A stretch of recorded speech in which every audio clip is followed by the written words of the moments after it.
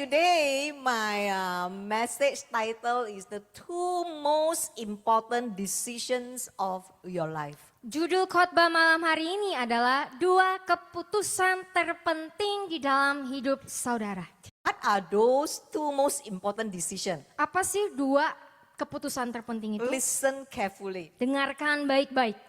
Who your God is and who your spouse is. Siapa Tuhan saudara dan siapa pasangan hidup saudara. So for those of you who are looking for boyfriend, girlfriend, yes, tonight you better listen carefully. Malam hari ini yang mungkin lagi cari pengen cowok, pengen cewek ya. Malam hari ini dengarkan baik-baik.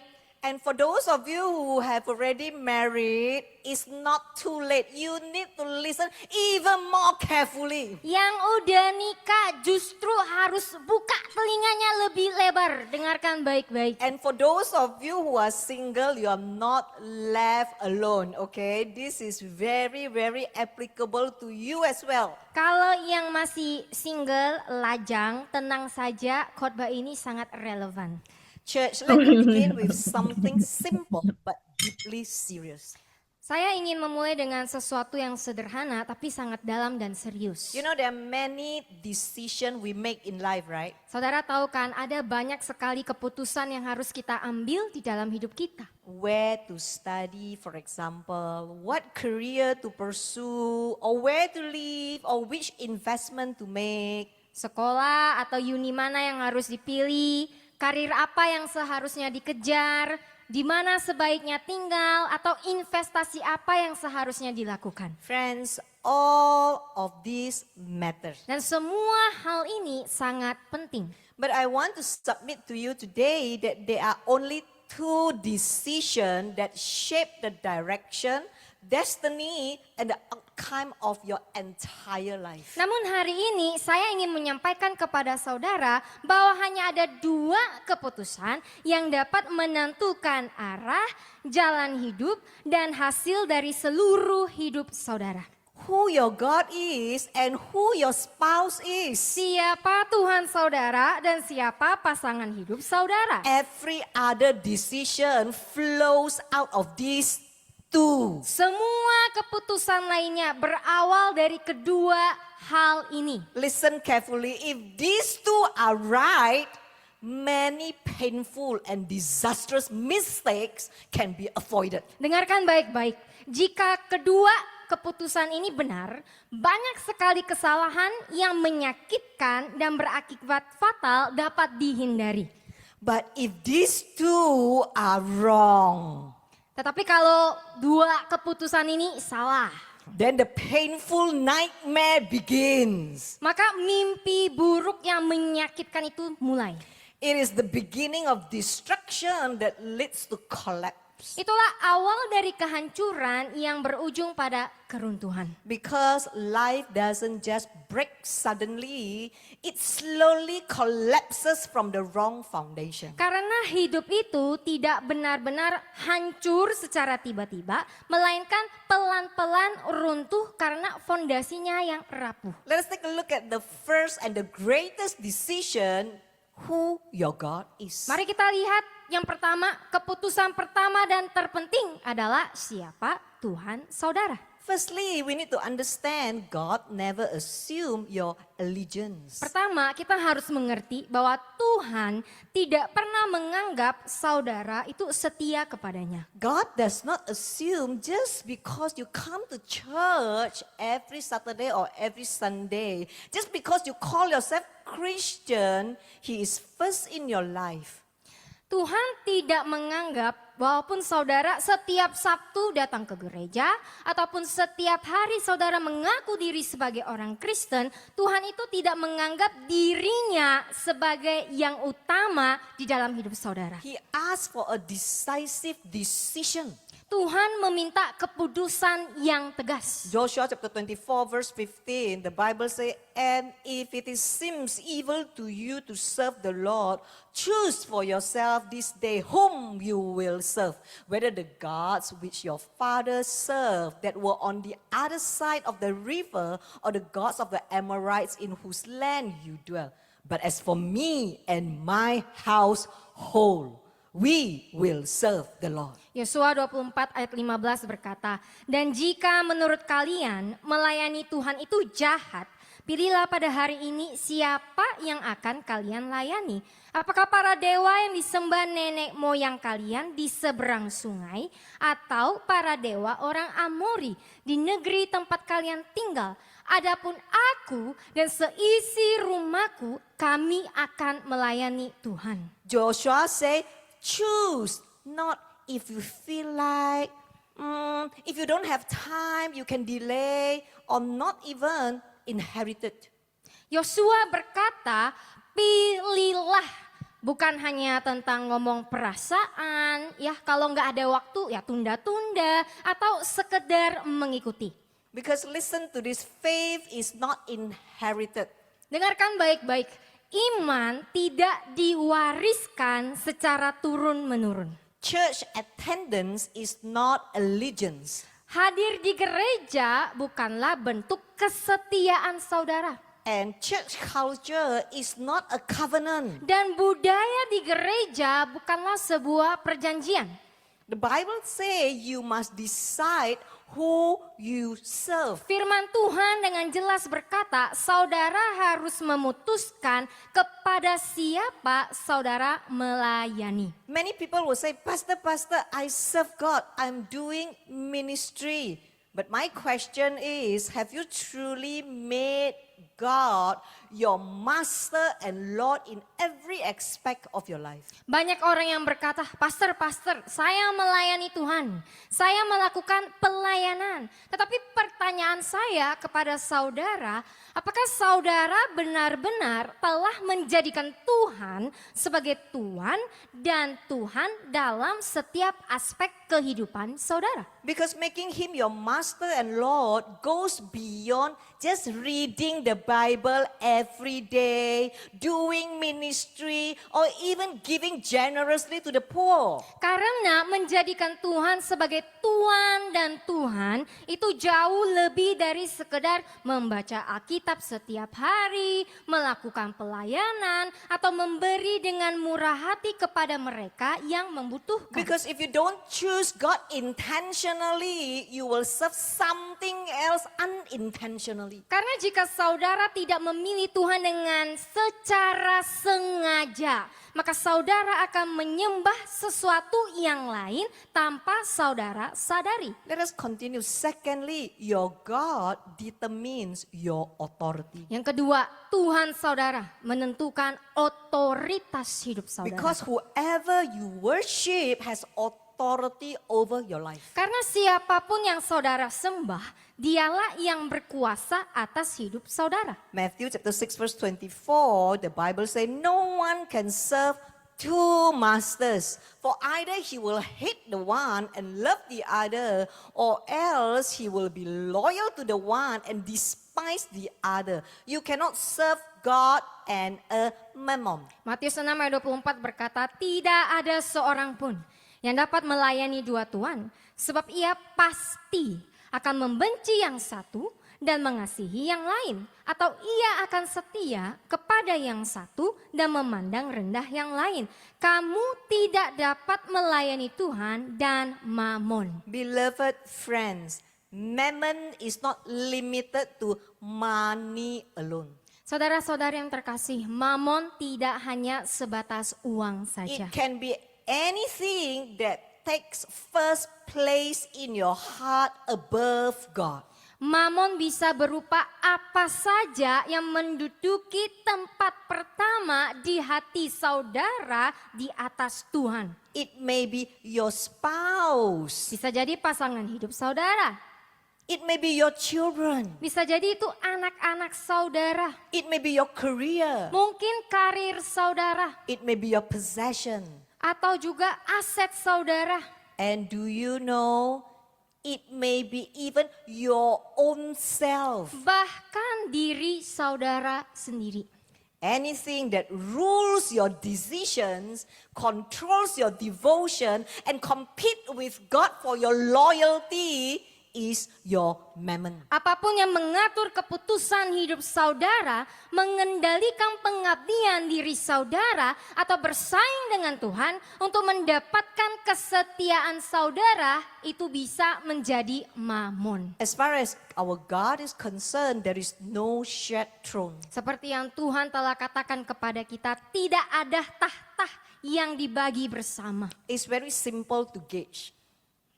Gampang sekali untuk mempelajari atau mengetahui ini. If money is your God, your decision will bow to profit. Jika uang adalah Tuhan saudara, maka keputusan saudara akan tunduk pada keuntungan. Do you know many Christians worship Jesus, but they themselves is God? Saudara tahu banyak sekali orang Kristen yang menyembah Tuhan, tetapi mereka juga melihat diri mereka sendiri seperti Tuhan. God is just their assistant. God is just their miracle worker. Tuhan itu hanya sebagai asisten pribadi, Tuhan itu hanya sebagai pekerja mukjizat. God is merely their provider and their protector. Dan mereka hanya melihat Tuhan sebagai orang yang menyediakan dan yang melindungi mereka. If self is your God, your life will revolve around your own comfort, your own personal gain. Everything is about you. Jika diri saudara sendiri adalah Tuhan, maka hidup saudara akan berputar di sekitar kenyamanan dan keuntungan pribadi saudara.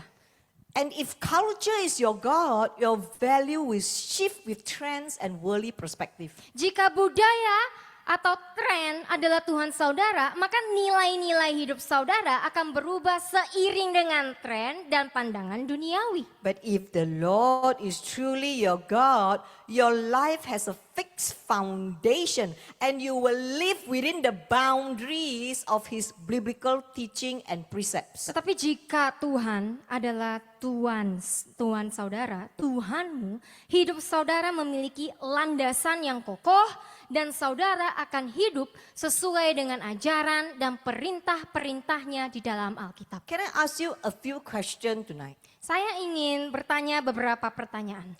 What controls your decisions? Apa yang mempengaruhi keputusan saudara? Or what affects your peace? Atau apa yang mempengaruhi damai saudara? Or think deep, what are you afraid to lose the most? Atau coba pikirin secara dalam, apa sih yang sebenarnya saudara takutin akan hilang? Because those things reveal who your God truly is. Karena hal-hal itu menunjukkan siapa Tuhan saudara. Let us continue. Thirdly, choosing God means choosing life. Kita lanjut di poin nomor 3, memilih Tuhan berarti memilih kehidupan. Deuteronomy chapter 30 verse 19 to 20. I call heaven and earth as witnesses today against you that I have set before you life and death, blessing and cursing. Therefore choose life, that both you and your descendants may live, that you may love to Him, for He is your life and the length of your days, and that you may dwell in the land which the Lord swore to your fathers, to Abraham, Isaac, and Jacob to give them. Ulangan 30 ayat 19-20 berkata, hari ini aku memanggil langit dan bumi sebagai saksi terhadapmu, bahwa aku telah menempatkan di hadapanmu hidup dan mati, berkat dan kutukan. Oleh karena itu, pilihlah hidup, supaya kamu dan keturunanmu hidup, supaya kamu mengasihi Yahweh Tuhanmu, supaya kamu mendengarkan suaranya, dan supaya kamu berpegang teguh padanya, sebab dialah hidupmu dan panjang umurmu, dan supaya kamu tinggal di negeri yang dijanjikan Tuhan kepada nenek moyangmu, Abraham, Ishak, dan Yakub, untuk diberikan kepada mereka. Friends, He say very clearly, I have set before you life and death, blessing and curse. Therefore, choose life. Firman Tuhan dengan sangat-sangat jelas berkata, saya telah memberikan kamu hidup dan kematian, maka dari itu pilihlah hidup. As you can see, God is not trying to control us, but He is making us aware our sins separate us from Him. Dengan jelas firman Tuhan berkata bahwa Tuhan tidak berusaha mengendalikan saudara. Tetapi Tuhan membuat kita menyadari bahwa dosa-dosa kita yang memisahkan kita dengan dirinya. Listen to this, friend. He's trying to preserve us and lift us up. Do you know why? Because sin doesn't just offend God. Sin damages our future. Dengarkan baik-baik saudara-saudara yang terkasih. Tuhan itu berusaha melindungi dan menguatkan saudara. Kenapa? Karena dosa tidak hanya menyinggung Tuhan, tetapi dosa juga akan merusak masa depan saudara. And obedience doesn't just please God, but it protects your destiny. Dan ketaatan kita kepada Tuhan tidak hanya menyenangkan hati Tuhan, tetapi juga melindungi masa depan kita. And notice this, church, your choice doesn't stop with you. Dengarkan baik-baik, pilihan saudara itu tidak berhenti pada diri saudara sendiri. Because what you choose today becomes someone else's inheritance tomorrow. Karena apa yang saudara pilih hari ini bisa dan akan dijadikan sebagai warisan bagi orang lain di esok hari. Let me make it very practical to you. Saya mau buat hal ini menjadi sesuatu yang praktikal. Example, if you choose to walk in the fruit of the Spirit, means if you choose to walk in love, patience, kindness, and self-control, your children don't just hear about God, but they experience God at home. Contohnya, jika saudara memilih untuk hidup sesuai dengan buah roh, kasih, kesabaran, kebajikan, penguasaan diri, anak-anak saudara tidak hanya mendengar tentang Tuhan, mereka juga merasakan kehadiran Tuhan di dalam rumah. So can you see it very clearly? What you do doesn't just affect you, it affects people who surround you. Bisakah saudara melihat apapun yang saudara lakukan itu tidak hanya mempengaruhi saudara sendiri saja, tetapi juga mempengaruhi orang-orang di sekitar And saudara. you know what happened? They will grow up in an atmosphere where conflicts are handled with humility and not shouting. Sehingga anak-anak ketika tumbuh besar, mereka akan tinggal di dalam lingkungan di mana perselisihan itu diselesaikan dengan kerendahan hati, bukan dengan berteriak. And they will witness mistakes are met with grace and not harshness. Dan kesalahan itu ditanggapi dengan kelembutan hati, bukan dengan kekasaran. And they will see correction comes with love, not anger. Dan mereka akan melihat bahwa teguran itu diberikan dengan penuh kasih, bukan kemarahan. So instead of seeing daddy and mommy fight, scream, and tear each other down, they will see a father who knows how to restrain his anger. Jadi daripada melihat papa dan mamanya yang bertengkar, berteriak, dan saling menjatuhkan, anak-anak akan melihat, oh seorang papa yang tahu cara mengendalikan amarahnya. They will see a mother who respond with wisdom and gentleness. Mereka akan melihat seorang mama yang menanggapi dengan bijaksana dan lembut. They will see that their parents may disagree, but they still choose to honor each other as they make every effort to glorify God. Mereka akan melihat walaupun orang tua mereka tidak sependapat, tetapi orang tua mereka itu saling menghormati sambil berusaha sekuat tenaga untuk memuliakan dan mengagungkan Tuhan. And you know that shapes something very deep inside them. Saudara harus tahu hal-hal ini membentuk sesuatu yang sangat mendalam di dalam diri anak-anak saudara. This is what they're gonna learn. Inilah yang akan mereka pelajari.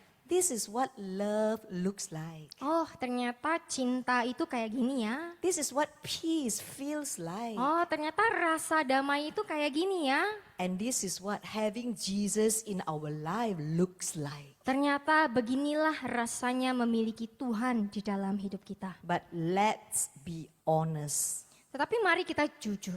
On the other side, if you do not choose God's way, if there is no self-control, no forgiveness, no humility, then the home become a place of tension. Di sisi yang lain kita harus melihat, jika saudara tidak memilih jalan Tuhan, jika tidak ada pengendalian diri, tidak ada pengampunan, tidak ada kerendahan hati, maka rumah saudara akan menjadi tempat yang penuh dengan ketegangan. Children grow up watching this. Words that wound instead of heal. Anak-anak itu tumbuh besar sambil melihat ini. Kata-kata yang melukai daripada menyembuhkan. You know what else? Saudara tahu apa lagi? Silence that replace communication. Keheningan yang menggantikan komunikasi. And pride that refuse to say sorry and apologize. Dan kesombongan yang menolak untuk berkata maaf. They may grow up thinking, well, this is normal. This is how relationship work. Jadi ketika mereka tumbuh besar, mereka akan berpikir, oh normal kok hal-hal ini. Ternyata hubungan itu seperti gini ya. And you know, without even realizing it, they carry the same broken pattern into their own future, into their own marriage. Sehingga tanpa mereka sadari, mereka membawa pola-pola yang rusak ini di dalam hubungan mereka, di dalam pernikahan mereka. So church, hear this clearly. Jadi dengarkan ini baik-baik You're saudara-saudari. not just raising children. Kalian itu, para mama dan papa di sini tidak hanya membesarkan anak-anak. You are shaping their future. What they see you do, that is what they will repeat it in their own life, in their own family, in their own marriage. Tetapi ingatlah buat para orang tua di sini, apapun yang saudara lakukan, sebenarnya saudara sedang membentuk masa depan mereka, di dalam masa depan hidup mereka, di dalam pernikahan mereka, dan di dalam keluarga mereka. That is why God said, choose life. Karena itu Tuhan berkata, pilihlah hidup. Because when you choose Him, when you choose life, you're not only protecting your future, but you are also protecting the generation after you. Karena ketika saudara memilih Tuhan, saudara tidak hanya melindungi masa depan saudara, tetapi saudara juga melindungi generasi-generasi berikutnya. Let us continue. Fourthly, God must be first, not just included. Selanjutnya kita akan melihat bahwa Tuhan harus menjadi prioritas utama, bukan hanya tambahan saja. Do you know many people say that they follow God? Many people, they don't reject God. Saudara tahu banyak sekali orang yang bilang, oh aku mengikuti Tuhan, aku tidak menolak Tuhan. Do you know what they do? They just reduce Him. Tetapi apa yang saudara tahu? Mereka meremehkan Tuhan. Well, He is present, but is never the first, Ya. number one. Ya Tuhan ada di sana, tapi Tuhan bukan yang pertama, bukan yang nomor satu. Well, He is included, but He's never a master and the Lord of my life. Ya saya melibatkan Tuhan, tetapi Tuhan itu bukanlah penguasa di dalam hidup saya. Matthew chapter 22 verse 37 to 38. Jesus said to him, you shall love the Lord your God with all your heart, with all your soul, with all your mind. This is the first and the great commandment. Matius 22 ayat 37 sampai 38 berkata, Yesus berkata kepadanya, kasihilah Yahweh Tuhanmu dengan segenap hatimu, dengan segenap jiwamu, dan dengan segenap akal budimu. Friends. Inilah perintah yang pertama dan yang terpenting. It is very clear. He said, you shall love the Lord your God with all your heart. Saudara-saudari, sangat penting untuk mengingat ini. Tuhan telah berkata bahwa kita harus mengasihi Tuhan dengan segenap hatimu. Tell the one next to you, all your heart. Katakan kepada Tuhan. sebelahnya, segenap hatimu. You know, God does not compete. Saudara tahu Tuhan itu tidak bersaing. He's either first or He's not your Lord at all. Tuhan itu antara yang pertama atau dia sama sekali bukan Tuhan. Okay, shall we continue? The second most important decision. Keputusan terpenting yang kedua. Those who want to look for boyfriend, girlfriend, please open your ears big before you regret. Yang masih single, yang mau cari pacar, buka telinganya lebar-lebar. Yes, the second most important decision of your life is who your spouse is. Ya, keputusan terpenting kedua adalah siapa pasangan hidup saudara. Once God is first, then the next most consequential decision is marriage. Setelah Tuhan menjadi yang pertama, yang terutama, maka keputusan terpenting berikutnya adalah pernikahan. Marriage will either reinforce your calling or constantly making you fight against your calling. Pernikahan akan memperkuat panggilan hidup saudara atau terus-menerus membuat saudara itu bertentangan dengan panggilan Tuhan. Let us continue. Marriage is a merger of two lives. Mari kita lihat, pernikahan adalah penyatuan dua kehidupan. It's not just about emotion. Bukan hanya tentang perasaan. You know what is emotion? Saudara tahu apa itu perasaan? Today I love, tomorrow I don't know whether I still love or not. Then the day after I decided not to love again. Hari ini aku cinta kamu, besoknya aku tak tahulah aku cinta atau enggak. Hari kedua harinya juga sama. Come on, let us take a look at Genesis chapter 2 verse 24. Therefore a man shall leave his father and mother and be joined to his wife, and they shall become one flesh. Kejadian 2 ayat 24 berkata, karena itu seorang laki-laki akan meninggalkan ayah dan ibunya dan bersatu dengan istrinya sehingga keduanya menjadi satu daging. You notice, friend, they say they shall become one flesh, ya? Saudara bisa lihat bahwa firman Tuhan berkata bahwa mereka akan menjadi satu daging. Let me make this very practical. Izinkan saya membuat penjelasan ini lebih praktikal. Some of you like to listen to business world story, right? Okay. In the business world, there is something called mergers and acquisitions, right? Beberapa di antara saudara suka sekali mendengar tentang bisnis. Ya, kalau saudara tahu di dunia bisnis ada yang disebut dengan merger dan akuisisi. M&A, okay, when the two company merge, it is not just based on feeling, you know. Ketika dua perusahaan bergabung, hal itu tidak didasarkan pada perasaan saja.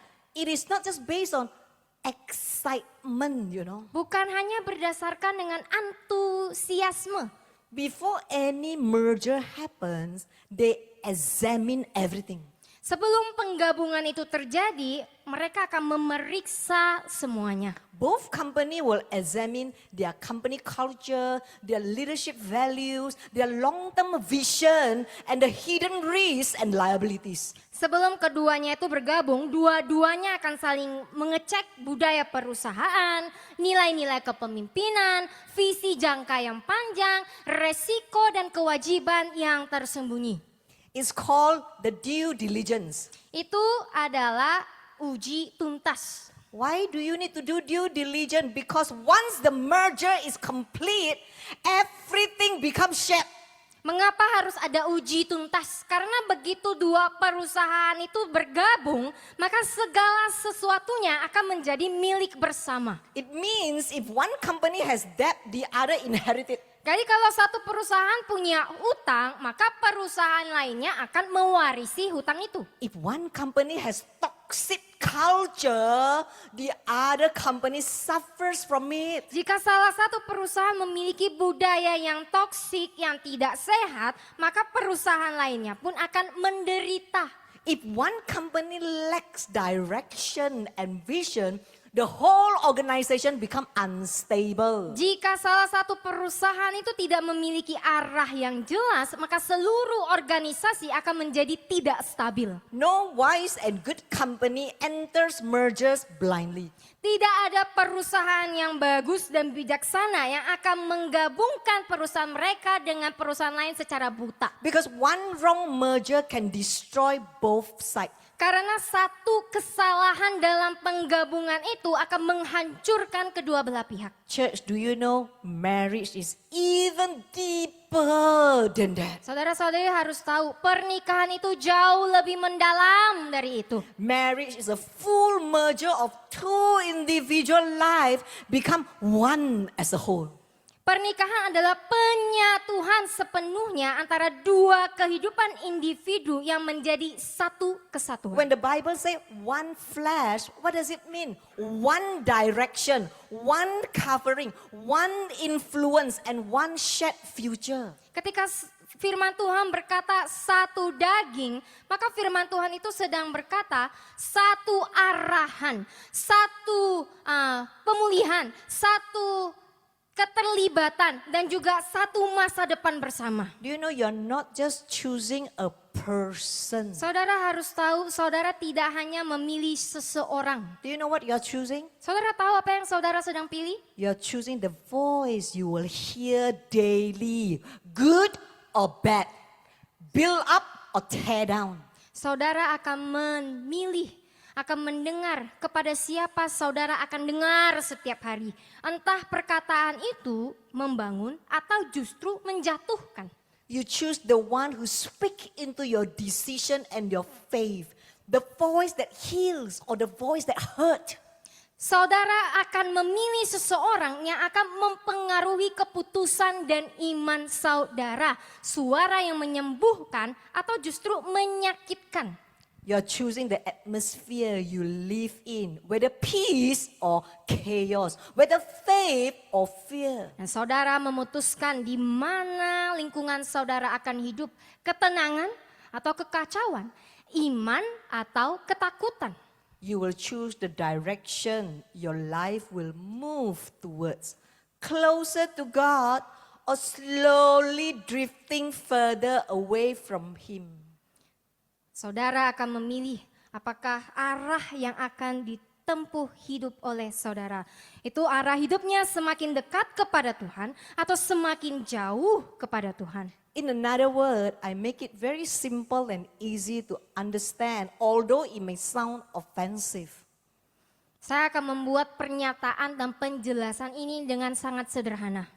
In another word, you choose heaven or hell. Dengan kata lain, saudara sedang memilih surga atau neraka.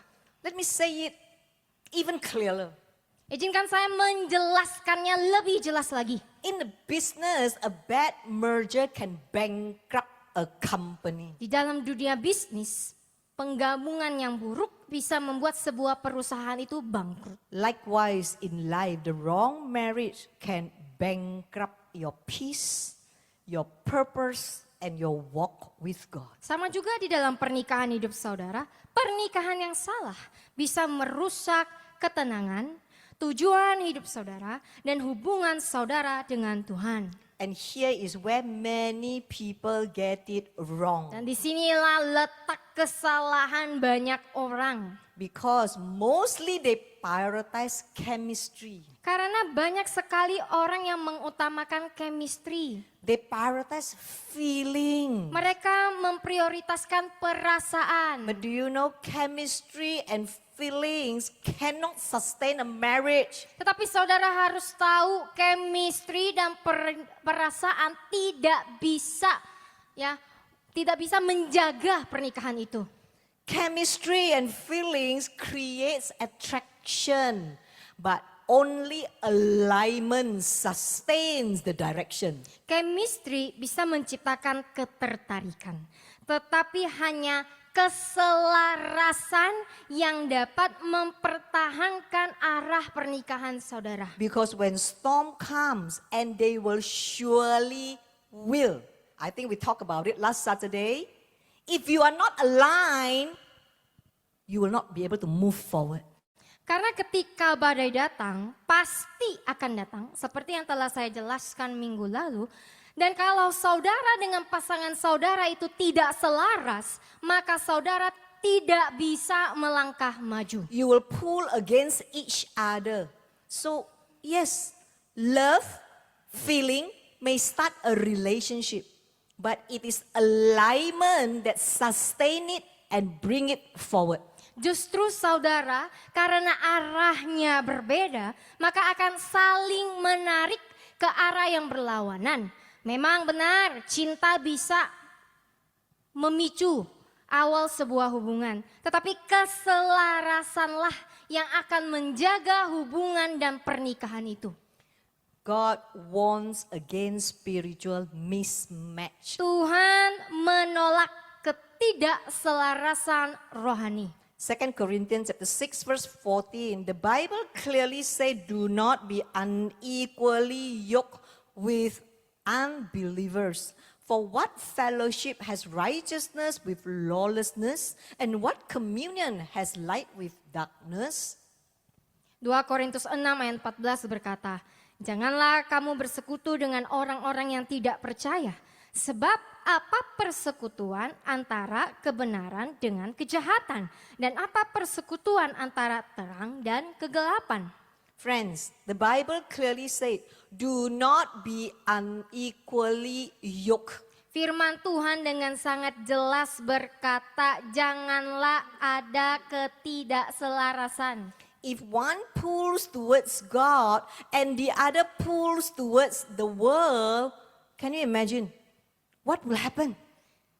Jika satu hal atau satu orang menarik kita menjauh dari Tuhan dan yang lain menarik kita untuk menuju ke dalam dunia, coba saudara bayangkan apa yang akan terjadi. You cannot move forward. That's why so many people tell us that they are stuck in their marriage. Saudara tidak bisa melangkah maju. Makanya banyak sekali orang yang datang bilang mereka itu tidak bergerak di dalam pernikahan mereka. Terjebak. Let us continue. The wrong spouse can pull you away from God. Mari kita lanjutkan. Ingatlah baik-baik. Pasangan hidup yang salah akan menjauhkan saudara dari Tuhan. 1 King 11:3-4, and he had 700 wives, princesses, and 300 concubines, and his wife turned away his heart. For it was so when Solomon was old, that his wife turned his heart after other gods, and his heart was not loyal to the Lord his God, as was the heart of his father David.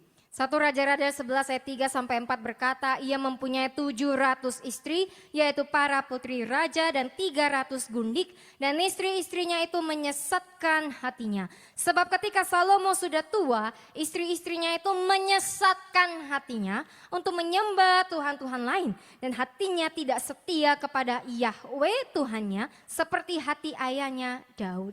So all next gen boy here in APL and also those of you who are watching online in Singapore, boys, choose your wife wisely. Semua yang ada di Next Gen, baik yang di APL maupun yang di Zoom, cowok-cowok yang single, pilihlah istrimu dengan bijak. Atau cuman pilih cantik. Or maybe you just look out for the beauty. The Bible clearly say not Solomon position, not his influence that changes, but his heart change. Kita bisa melihat dari kisah Salomo bahwa istrinya itu tidak mengubah jabatannya, tidak mempengaruhi juga pengaruhnya, tetapi hatinya. Listen, Dengarkan, whoever has your heart will shape your worship. siapapun yang memiliki hati saudara, dialah yang akan membentuk saudara beribadah.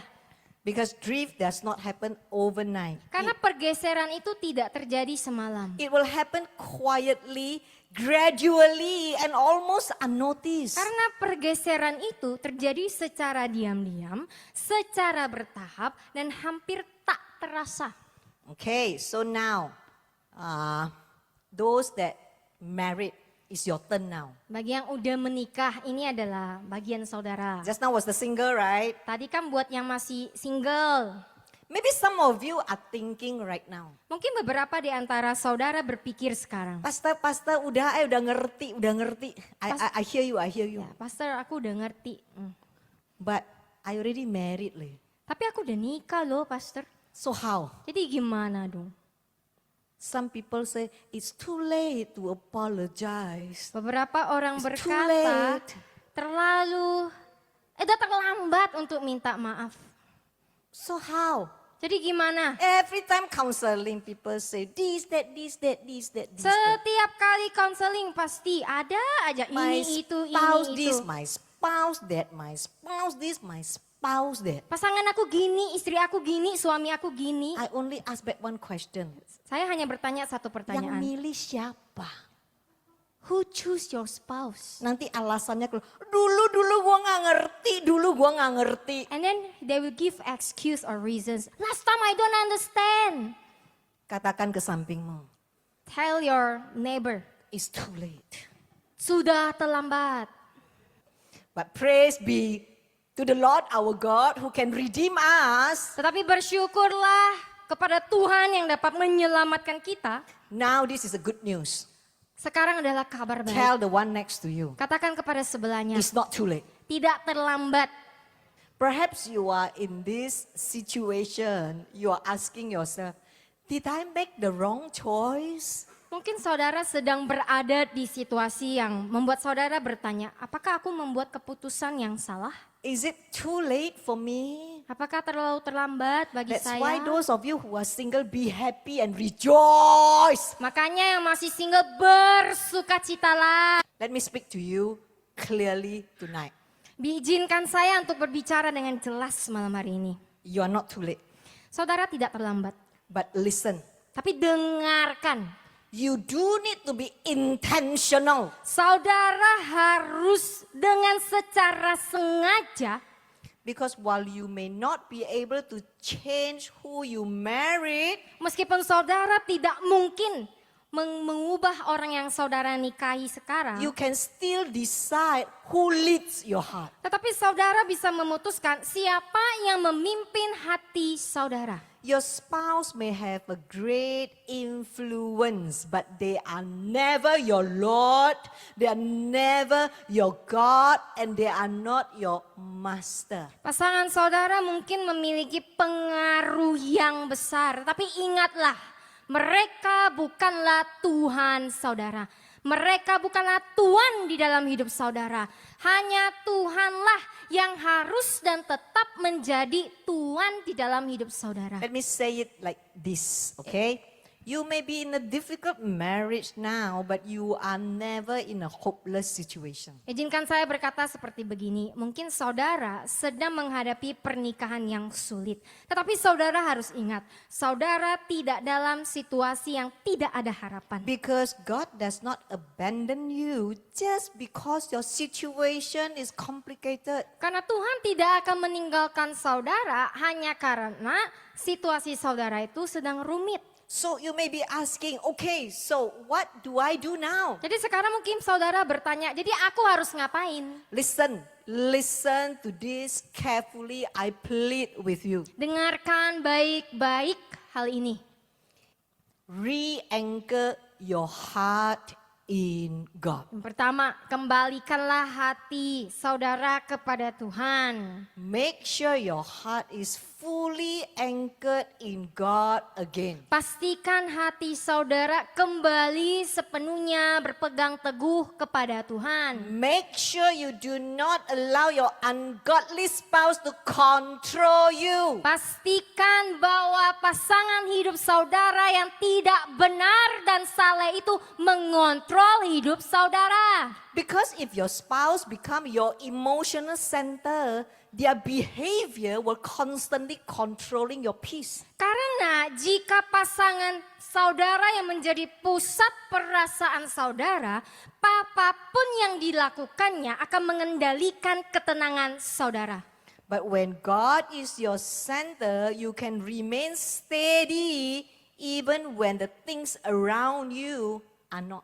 Tetapi kalau Tuhan yang menjadi pusat hidup saudara, saudara akan tetap teguh meskipun keadaan di sekitar saudara itu tidak stabil. Next, become the spiritual influence in the home. Yang kedua, menjadi teladan rohani di rumah. You may not be able to change your spouse immediately. but you can influence the atmosphere. Saudara mungkin tidak bisa langsung mengubah pasangan hidup saudara, tetapi saudara bisa mengubah suasana di lingkungan rumah saudara. How can you influence it? Bagaimana caranya? It's through your own consistency, your own character, and your own response. Mengubah lewat konsistensi saudara, lewat karakter saudara, dan lewat tanggapan saudara. And most importantly, guard your heart carefully. Dan yang terpenting, jagalah hati saudara dengan baik. Just because you are already married does not mean you need to surrender your spiritual direction to your ungodly spouse. Hanya karena saudara sudah menikah, bukan berarti saudara harus melepaskan arah rohani kehidupan saudara kepada pasangan saudara yang tidak saleh. Remember to stay rooted in the word. Tetaplah berpegang teguh pada firman-Nya. Continue to pray without giving up. Teruslah berdoa tanpa menyerah.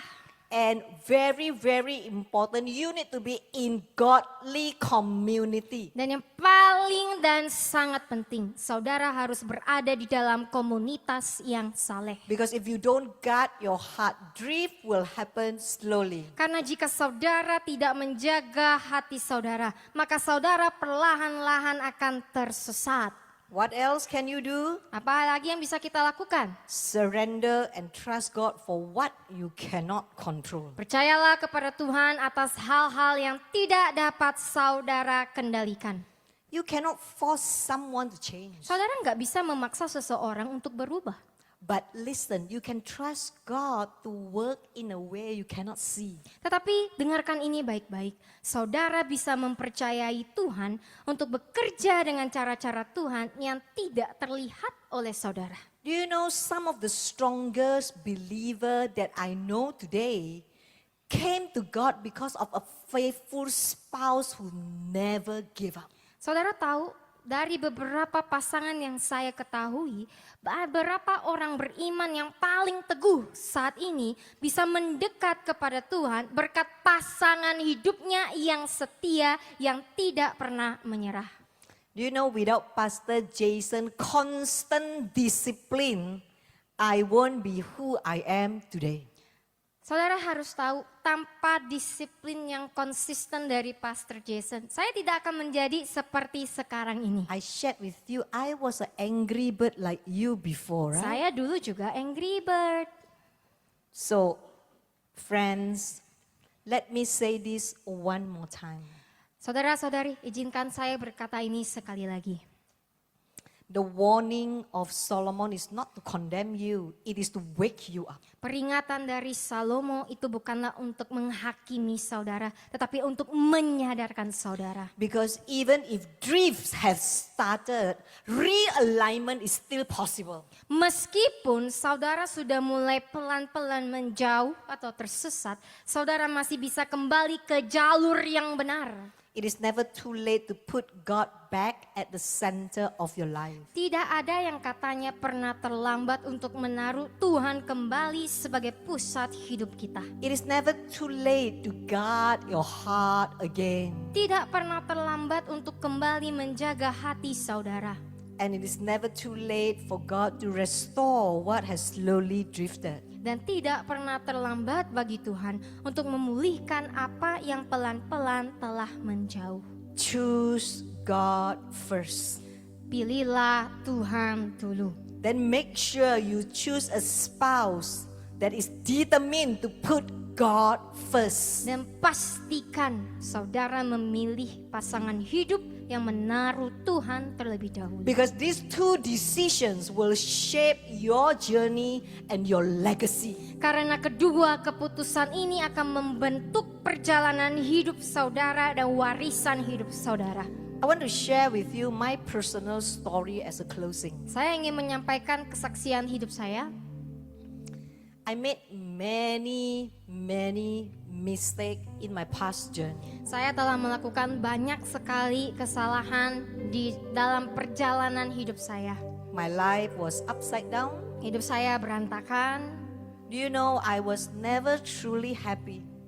Saudara harus tahu bahwa saya itu tidak tahu bagaimana caranya untuk benar-benar bahagia. And I didn't even know how to be happy. Dan saya juga enggak tahu hidup yang bahagia itu kayak gimana.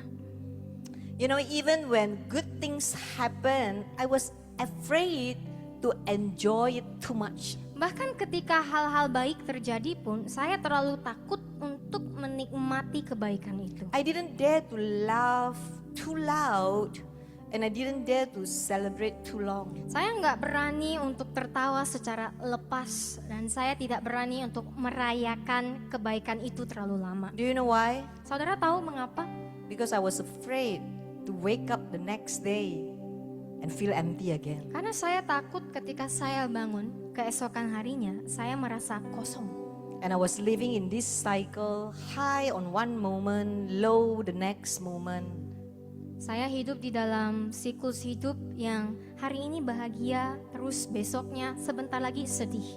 And because of that, I didn't dare to fall in love. Kan karena itu saya nggak berani untuk jatuh cinta. And I didn't even believe that true love exists. Dan saya bahkan tidak percaya bahwa cinta sejati itu ada. But everything changed when I made two decisions. Tetapi segalanya berubah ketika saya mengambil dua keputusan. I choose God. Saya memilih Tuhan. And when I chose God, He gave me Pastor Jason. Dan ketika aku memilih Tuhan, Tuhan memberikan saya Pastor Jason. And from that moment on, my life has never been the same again. Dan sejak saat itu hidup saya tidak pernah sama. Through Pastor Jason, God transformed my life Lewat Pastor Jason, Tuhan mengubah hidup saya. and changed my circumstances. Dan Tuhan mengubah keadaan hidup saya. And today, I don't live in fear of tomorrow anymore. Hari ini aku tidak lagi hidup dalam ketakutan akan hari esok. Today, I live with peace. Hari ini aku hidup dalam kedamaian. I live with joy and stability. Aku hidup di dalam kebahagiaan dan kestabilan. Not because my life is already perfect, but because my life is anchored in the right place. Bukan karena hidup saya sempurna, tetapi fondasi hidup saya itu berakar di tempat yang benar.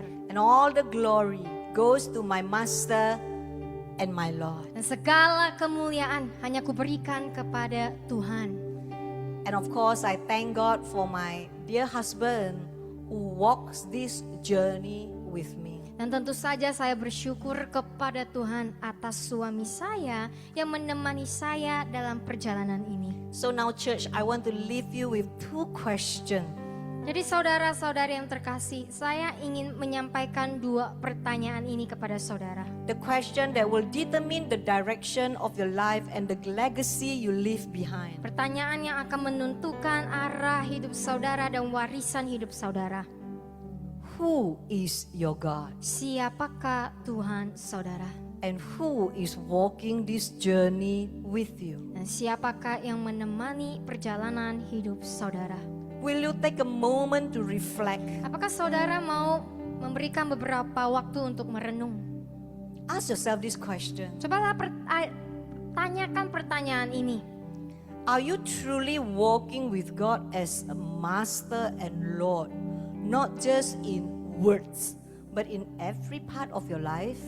Apakah saudara benar-benar berjalan bersama dengan Tuhan sebagai Tuhan dan Raja, bukan hanya dalam kata-kata, tetapi dalam setiap aspek kehidupan saudara? Are the people you walk with bringing you closer to God or pulling you away? Apakah orang-orang yang menemani perjalanan hidup saudara membuat saudara lebih dekat kepada Tuhan atau membuat saudara menjauh dari Tuhan? Are your decisions shaping a life of blessing or a life of drift and compromise? Apakah keputusan-keputusan saudara itu membentuk kehidupan yang penuh dengan berkat atau kehidupan yang terombang-ambing dan penuh dengan kompromi? These are not easy questions, Saya tahu ini bukan pertanyaan yang mudah, but God calls us to honesty, clarity, and intentionality. tetapi Tuhan malam hari ini memanggil kita untuk jujur, tegas, dan sadar akan tujuan hidup kita. Friends, life does not wait for perfect timing. Saudara-saudari, hidup tidak menunggu di waktu yang tepat. Your future, your peace, and your next generation are shaped by the choices you make today. Masa depan saudara, kedamaian saudara, atau generasi penerus saudara ditentukan oleh pilihan-pilihan yang saudara buat hari ini. And for all the girls, Untuk semua para perempuan di sini, next gen, here in APL and also for those of you in Singapore, yang di APL maupun yang di Zoom di Singapura, Pastor Jason always teach us this. Pastor Jason selalu mengajarkan kita ini. Do you know you are not merely just looking for a boyfriend or a husband to be or a spouse. Kamu tahu kan, kalau kamu itu tidak hanya sekedar mencari seorang pacar ataupun suami.